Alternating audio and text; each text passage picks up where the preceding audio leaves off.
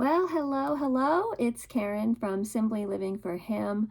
I have been on a kind of a big break from the daily devotions, so please forgive me for taking a little bit of time off. But sometimes we just need to step back and listen and not speak.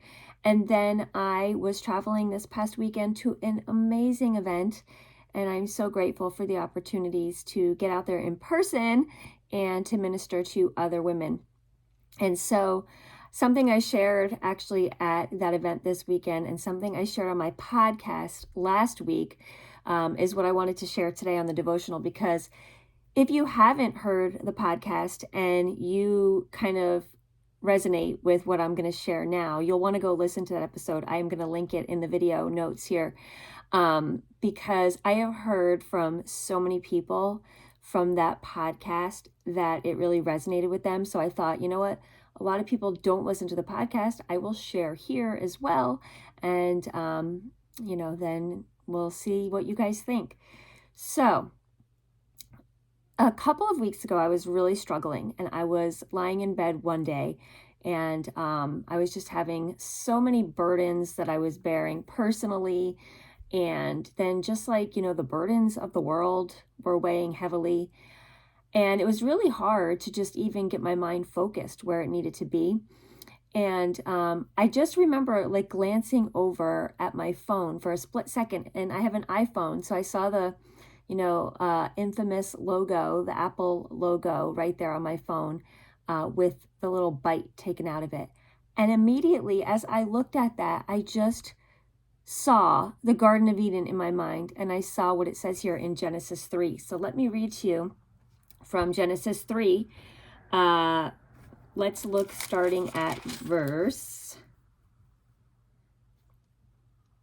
3.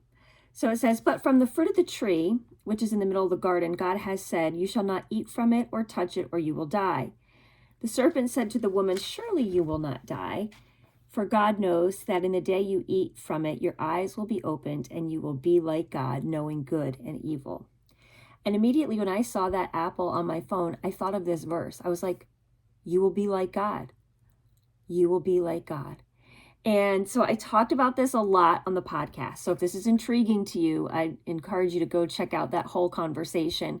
But all of a sudden I realized when I looked at my phone that, and I'm not saying in any way, shape, or form that it was an intentional thing by Apple, or God is, showing us that Apple or iPhones or internet is evil. But what a correlation. So we were not meant to be all-knowing.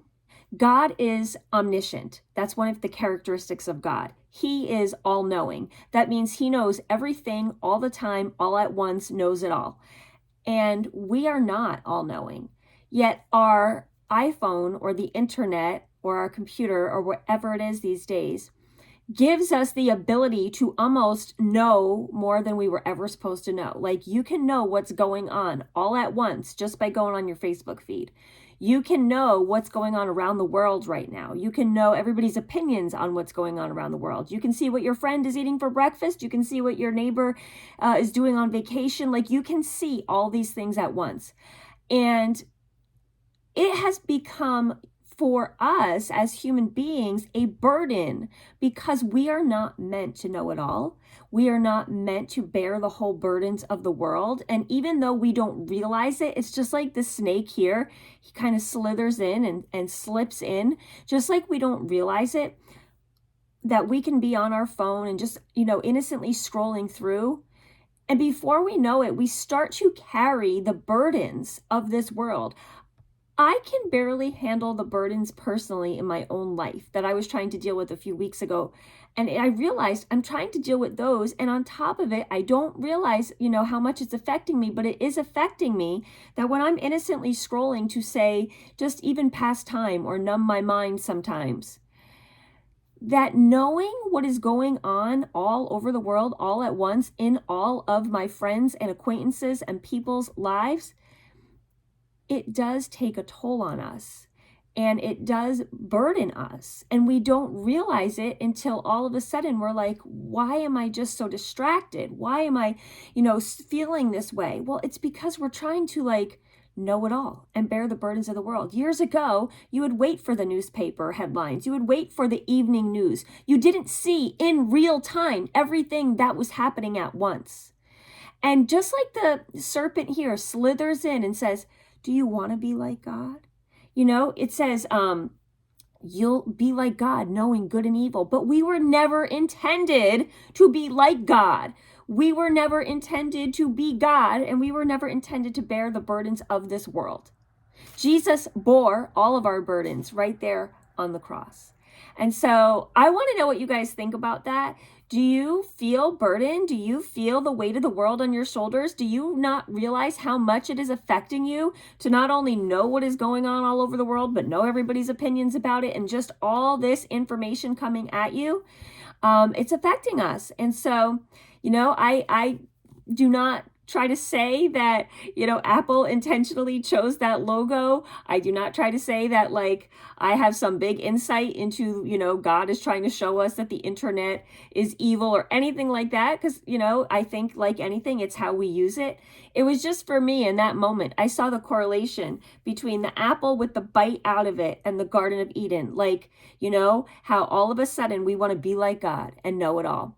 And so anyway, I actually Googled this after I had that thought because I was like, wow, like, am I the only one to have thought this? And I am not. Other people have thought about this. There were articles, there's nothing new under the sun, anything that we think someone has thought already. So there have been articles about this. This is nothing that I kind of like uncovered in my time with the Lord. But I just wanted to talk about that with you and share that little perspective. And it's kind of helped me to realize that I have to limit how much information I know on any given day. And I have to really just focus on God's word and focus on the truth and focus on the life right in front of me and not all the things going on in this world all the time. So if that intrigues you, go listen to the latest podcast episode. I will link it here in the video notes, and then let me know what you think, and spend some time in Genesis. And remember that we are not supposed to be like God. And the second that we are kind of dissatisfied with what we have, because, Adam and Eve, they had everything. They walked with God. They needed nothing. They had everything. They took their eyes off of, having everything and wanting just a little bit more.